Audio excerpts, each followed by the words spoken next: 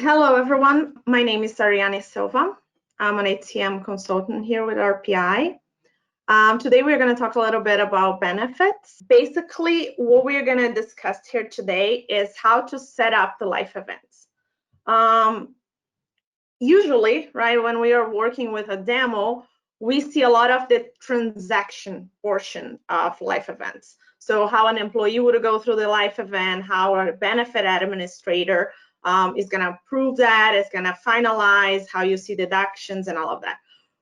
Today, we are going to do a little bit different, this demo. So we are showing the setup, right? How you can set up a life event in the system and define all the rules around that, email notifications, and everything you need in order to build up your enrollment events. So if you can see my screen right now, this is the benefit administrator view. So as a benefit administrator, I can create benefit plans. I can stop benefits for employees. I can approve open enrollment elections, and I can also set up my enrollment rules. So if we select the enrollment rules here, set up, there are the enrollment groups. So enrollment groups are basically where you group together all your benefit plans in order to display that for the employee. So let's say you have 3 different options for health plans. So you can create an enrollment group. There is a health, and then you would add all those plans into your enrollment group. Let's quickly take a look on this dental enrollment group, just to walk through a couple rules. I can select the maximum amount of plans that an employee can choose per group, and if they're going to be required to select at least one. So usually when we are going through the enrollment, let's say, especially during open enrollment, right? Let's say we have a health plan and we have a waive health. You can select that this is required. So once the employee is going through the enrollment process, the system is going to require them to select at least one of those 2 options. So if he's not selecting the health plan, he should at least click on the waive. Then down here, we just have a couple options according to the benefit plan structure. On the contributions here, you can select what costs do you want the employee to see during the enrollment. So I've seen situations where they don't want to display employer costs, so you can just disable that checkbox. Here, if you have any vacation plans and you want to attach to the enrollment, in this additional information section, so basically, if you have, let's say you have a benefit plan, right? And then you attach a documentation or a link to the vendor on that benefit plan, you can select these options here. Then when the employee goes through the enrollment process, he's going to be able to see all those things underneath the benefit plan. So you're going to have like the health enrollment, and he's going to be able to see all the documentation, and the system is going to guide them through the link to the vendor website. So you can set it up. What do you want the employee to see from this options here? And then on the plans tab is where you attach. So here is where you can attach your benefit plans to your enrollment group. So in this case, I just have my dental and the waive dental. So I attached both of them. And then here I can also establish some rules around what the employee can and cannot do during the enrollment. So let's say I'm going through a life event, right? And I don't want them to change plans, right? I only want them to be able to either select a different coverage or increase the amount of coverage or decrease. So you can select here and take this out. So in this situation, it means that when the employee goes through that enrollment, he's not going to be able to add any other plan. He will only be able to change between the options that he have within the plan he's already enrolled. And here we have a couple rules that usually what I've seen is they are being default from the benefit plan. So if you by any chance you need to change anything, it would be here. Okay, so once you have your enrollment groups set up, we can take a look on the organization rules, right? So now you would be ready to create a life event. But before we get there, let me just talk a little bit about this. When in GHR benefits, you have an option. The employee can go through employee space, and if he clicks on my benefits, he can see all the benefits that he's currently enrolled. So this organization rules determine how he's going to see that current benefits. And let me just jump in here to explain a little bit how you can configure the system so the employee is going to see what you want them to see. Here I have the same options, right? So let's say I don't want to show employer costs. You can simply disable these options. According to a type of plan, you're going to select this checkbox. And here is all the enrollment groups that are going to be displaying on my current benefits. So let's say your employee calls you, well, I'm enrolled in dental, but I don't see my current benefits. Maybe that's because the enrollment group is not attached to this current enrollment groups. That's one of the reasons why he could not see that. So it's important to know that that my benefits, what is driving the benefit plans they're displaying there, it's this configuration here.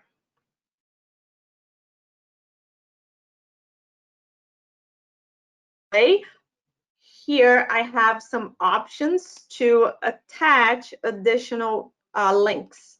So, let's say I have a wellness program and I want to attach the vendor here so they can get more information about that. You can attach that information here. And on this on this text options here, you can change the way you want the employee to see the messages. So in this case, if an employee goes through open enrollment, but open enrollment is closed, this message is going to display. So if you want to give them a couple more information, you can do that here. Same thing for the life events. So I just want to give you this, quick overview because this is important, and most of the time we don't touch base on this when we are talking about transactions, life events, and open enrollment. But this is an important setup for the enrollment events. And at the enrollment events, we finally can create our enrollment. So I will take a look on the birth or adoption of a child. If we double click on it,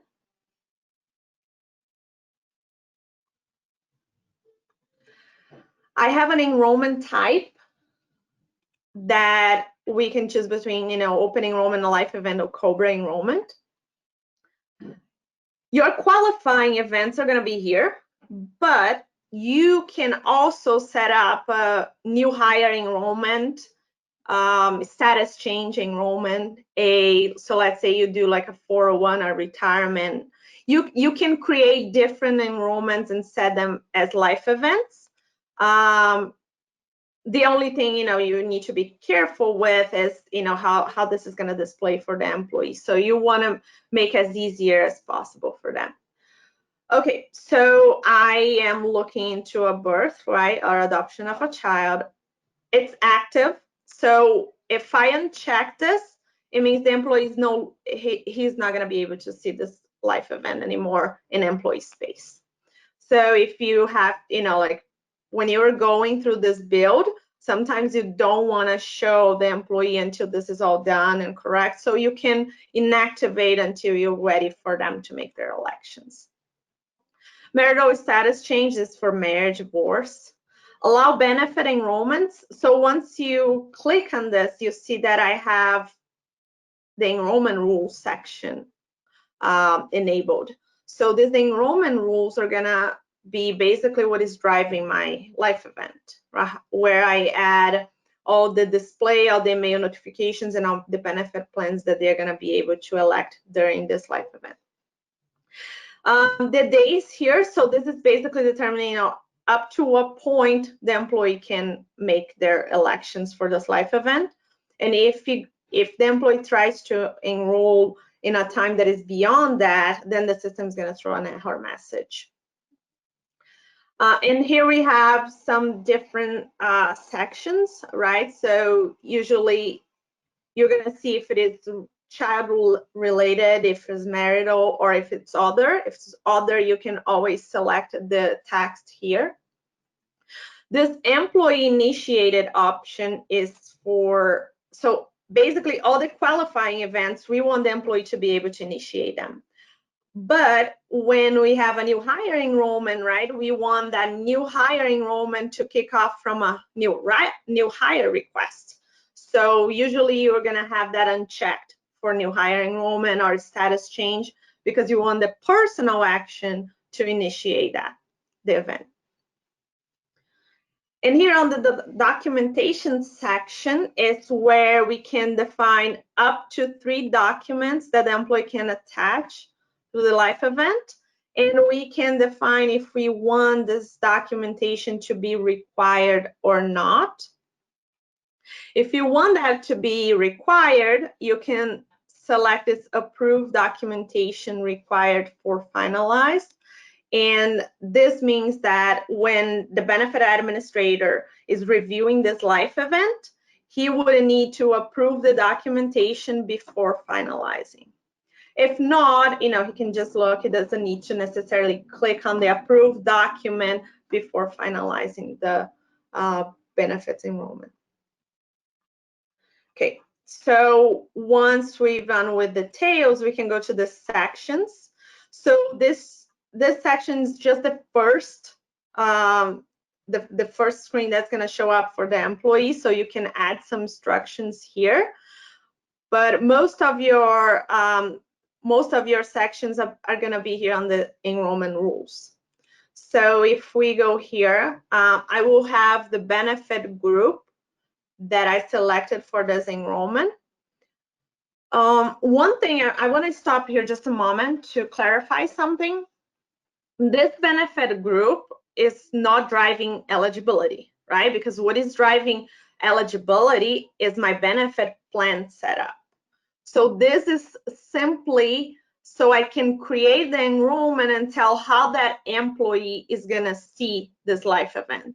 Or let's say we talk about open enrollment, right? If I want to show different benefit guides for different types of employees during open enrollment, I can create one rule here for all my employees and another one for X, Y, and Z employees that need to see something different. So this is basically for the rules around the enrollment, not the eligibility for benefit plans. They are still going to see during the enrollment what they are eligible for according to our entry rules, our contribution tables, and all of that. Okay, I just want to clarify that. Okay, once you create your enrollment rules and you know all your groups, right, you are going to create that groups there. And once we double click on it, I have additional options here for my enrollment. So the cost that I want the employee to see when he goes through this birth or adoption, it's by pay period. So every single contribution there that my employee is seeing is going to be by pay period.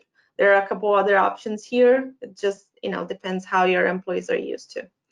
They show additional URL links from organization. Remember, we were just there, right? So the organization rules let us to set up to 4 links. And those links, if I select this option, they are going to display when I go through the life event. If you're tracking a smoker, you'll select that. Here's if you have contributions that can be pre and after tax, you can let the employee change that. And the benefit reason. So I can attach for all my life events the benefit reason and attach the HIPAA reason to it. So every time this enrollment takes place, that transaction for that benefit is going to have on the audit log this reason. For those ones who are tracking ACA and GHR, you can create ACA offers from this life event. then I have the pre-select option. So the pre-select it's a very nice functionality within GHR. I can, when the employee goes through this life event, I can let all the benefits that they are currently enrolled already select. So when he goes through, he's gonna see, oh, okay, I'm already enrolled on this employee single option and I'm paying this amount. So he knows what he has, and that makes it easier, right? So from there, he can change, especially during open enrollment. If you have like passive enrollment, you can select this pre-select option and select this enroll with pre-selected benefits. So when you finalize your open enrollment, this system is going to automatically move all those employees that were on draft status are going to be automatically with a new plan, for the new year, but the same elections as their last year. So this is a very nice functionality within GHR. Then the eligibility survey, if you have any questions that you want to ask the employee during the enrollment process, is your spouse covered through her employer? Is your spouse a smoker? So you can create an eligibility survey and attach that to any enrollments. And that's going to display for the employee during the enrollment process. Here, if you were working with any flex plans, you would select them here. And if this life event triggers a COBRA occurrence type, you can add this here, or even a COBRA enrollment event. Down here, we have a couple other options. So if I want to attach different documentation during this enrollment, I can do that. And then when we're on the enrollment automation tab, we can see some email notifications. So one thing I always say is it's important as a benefit administrator to know when an employee submits a life event. So you can set up this life event submit email notification and add yourself and a copy of the email. So when an employee submits a life event, he's going to get an email saying, hey, you submitted your life event, wait until approval and all that. But you also get an email, so you know that you need to get in the system and review the life event. I think this, makes our lives easier, so you don't need necessarily to be getting here in the system every day to see if someone submitted a new life event or not. You can have that automation. And this can be throughout the whole process, right? When an employee creates a life event, they start, submits, finalized, and all of that. Enrollment display. So here is how, we are defining how we want our employees to see this life event. So I can add instructions to them. I can add a benefit guide. I can add links. So here, free text, and you can select everything you need in order to make, this experience easier for the employee. And then as we go through the next sections, you can select what you want them to be able to see or not. So this current benefits, I can uncheck that option. So let's say I've already had the pre-select in place. So maybe if I have the pre-select, I don't want them to see the current benefits because they will already know that. So you can just uncheck this and save, and it's not going to display anymore. Then on the dependents tab, here I can define if I want my employees to be able to add a dependent, update, or remove. Depending on the life event, right, you want to restrict what they can and cannot do. And you can select additional information. Please attach the documentation related to the dependent here, and all the instructions you need. Moving forward, we have the enrollment. Here's where the employee is going to start seeing all the benefit plans and he's going to be able to choose all of them. And then when he finalizes, you can set up if you want them to, just click on the submit and that's done. Or if you want to display a checkbox that's going to have a message, this life event selection is going to be routed for approval and all of that, or if you want an electronic signature. So you have a couple options here. And then the summary, it's basically the employee is going to see a box with all the elections. And here you're just saying, if you want them to see all employee and employer costs. And basically the summary, usually I don't have people filling this, but if you want to give them some additional information, you can do that here. And that finalized our life event setup. So this is something that you're not gonna be getting in a lot, right? But once let's say you have a new transaction and you want to create an enrollment event for that, this is where you're gonna do this. So it's important to know how the rules are built out around the enrollment events. And at least once a year, you are revisiting this for open enrollment, right? So I think that's it. Do you guys have any questions for me? I don't see any questions on the checkbox yet, but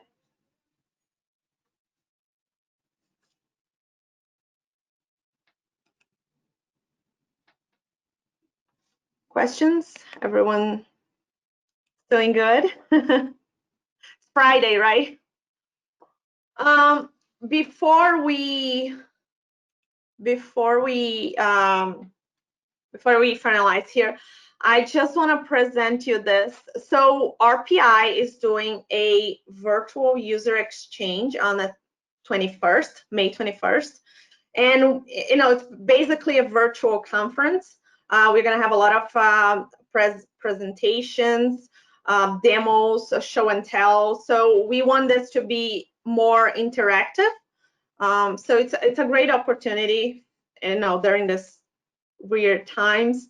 So take a look. I think Logan is gonna send on a checkbox how you can register for this event. Let me take a look.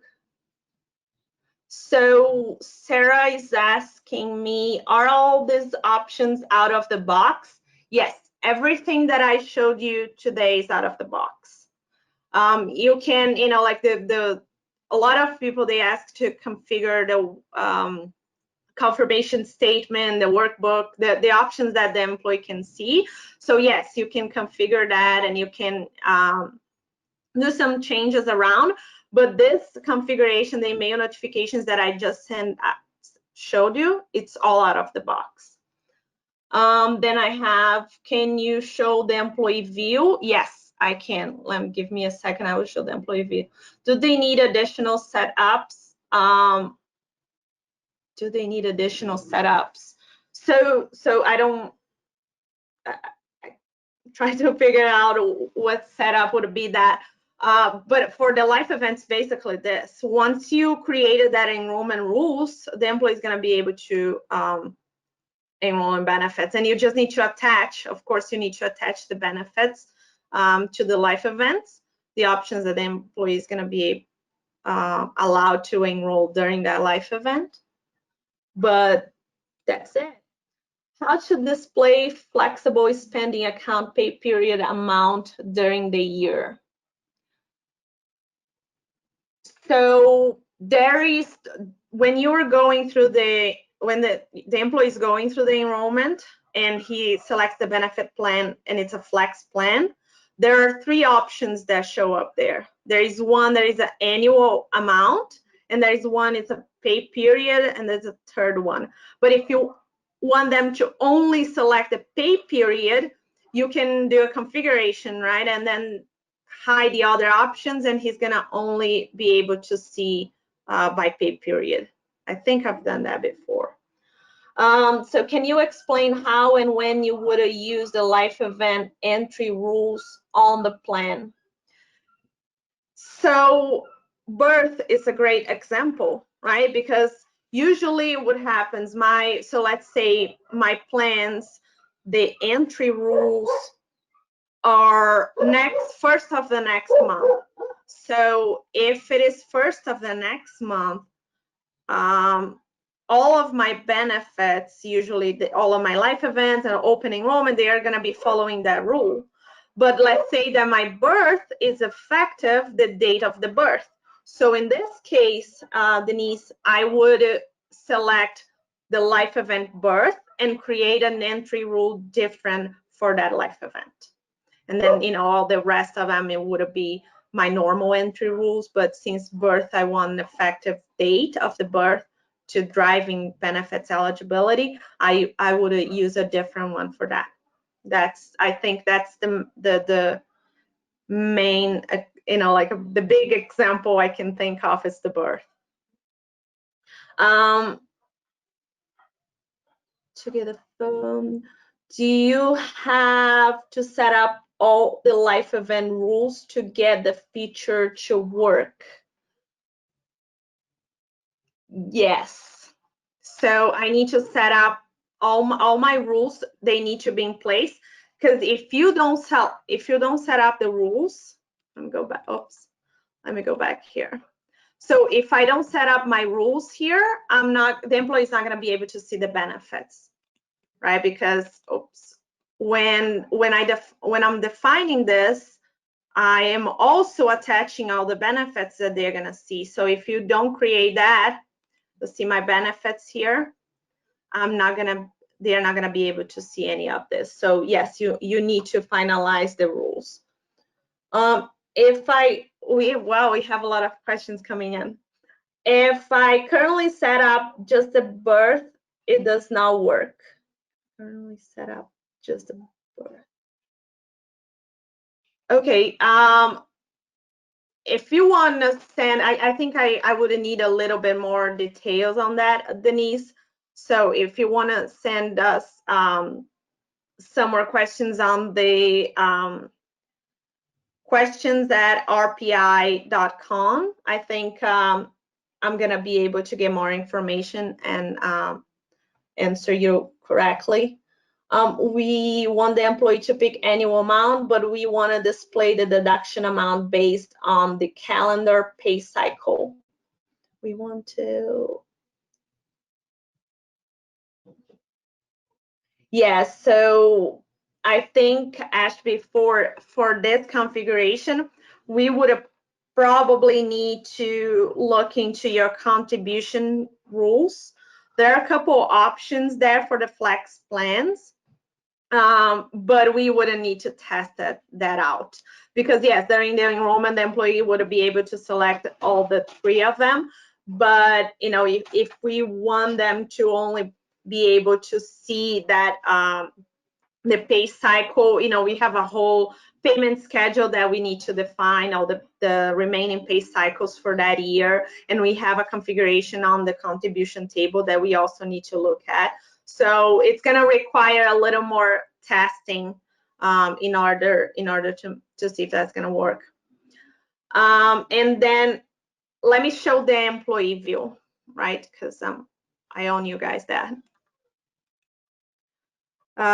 So we're real quick here before we finalize, but this is how the employee would see my benefits, and this is his current benefits. And then the life events, he would click here on life events, and he would have a list of all the life events that he can choose from.